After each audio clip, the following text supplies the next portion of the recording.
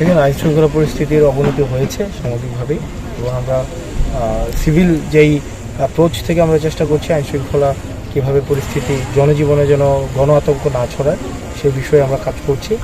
একই সাথে সাথে আপনি এটিও জানেন যে গতকালে ঢাকা বিশ্ববিদ্যালয় ও আমাদের স্বরাষ্ট্র উপদেষ্টার আমাদের পদত্যাগের জন্য আন্দোলন হয়েছে। তো সেই আন্দোলনে আমাদের অবশ্যই সংহতি রয়েছে। সেই জায়গা থেকে আমরা উপদেষ্টার কার্যালয়ের দিকে গিয়েছি এবং গিয়ে দেখেছি সেখানে উনি প্রেস কনফারেন্স করছেন। দেখুন, জাতীয় নির্বাচন যখন আগে হয়ে যায় আমরা দেখেছি যে যারা জাতীয় সংসদ সদস্য তাদের একটি প্রবণতা থাকে যে স্থানীয় যেই সরকারে একটি প্রভাব বিস্তার করার, তাদের আত্মীয় স্বজন ভাই তাদের দিয়েই উপজেলা চেয়ারম্যান, তারপর ইউনিয়ন পরিষদের চেয়ারম্যান, এই বিষয়গুলোকে একটা আধিপত্য রাখার চেষ্টা করা হয়। আমরা যেই ফ্রি ফেয়ার অ্যান্ড পার্টিসিপেটরি নির্বাচনের কথা বলছি, তো সেই জায়গা থেকে আমরা অতীতের যেই আমাদের অভিজ্ঞতা রয়েছে, আমাদের অতীতে খুব বেশি সুখস্মৃতি নেই।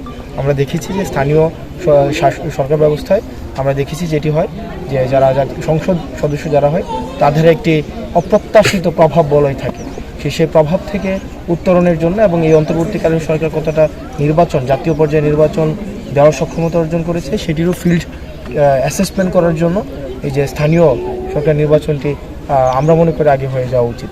দেখুন, আমাদের সামগ্রিক একটা পট পরিবর্তন হয়েছে, সমাজ ব্যবস্থাটা পট পরিবর্তন হয়েছে এবং দীর্ঘ ১.৫ দশকের বেশি সময় ধরে মানুষ ফেসিবাদী শাসন ব্যবস্থার মধ্য দিয়ে গিয়েছে। তাদের আমাদের তো এই সার্বিক বিষয়গুলো মানুষ মেন্টালি ট্রমাটাইজড, এই বিষয়গুলোকে আমরা অ্যাকনোলেজ করছি। একই সাথে সাথে আইন শৃঙ্খলার অবনতি হয়েছে সেটাকে আমরা অ্যাকনোলেজ করছি, এবং যে সমাজে যে ছিনতাই বেড়ে গিয়েছে বা গতকাল বনশ্রীতে যে ঘটনাটি ঘটেছে সেটিও অপ্রত্যাশিত। তো সেটিকে পিলু পাসিং আমরা যে দোষ দেওয়ার যে একটি প্রবণতা, রাজনৈতিকভাবে সবগুলো বিষয় দেখা, এ করেছে ও করেছে আমি করি নাই, এই জায়গা থেকে আমরা বের হয়ে এসে ছিনতাইকারীকে ছিনতাইকারী রূপেই চিহ্নিত করে তাদেরকে সে অনুযায়ী ব্যবস্থা নেওয়ার জন্য আমরা সবসময় আমাদের জায়গা থেকে। এখন বিভক্তির যে বিষয়টি সেটি অথবা প্রপাগান্ডার যে বিষয়টি সেটি ৫ আগস্টের পূর্বে আমাদের বিরুদ্ধে ছিল, যে আমরা টাকা খেয়ে আন্দোলন বন্ধ করেছি এবং ৪ আগস্ট আমরা দেশ থেকে পালিয়ে গিয়েছি এবং সমন্বয়কে পালিয়ে গিয়েছি। এই যে বিভক্তি বা এলিগেশন অভিযুক্তের যে বিষয়টি এগুলো অব্যাহত রয়েছে, পূর্ব থেকেই ছিল, এখনও আছে, ভবিষ্যতেও থাকবে।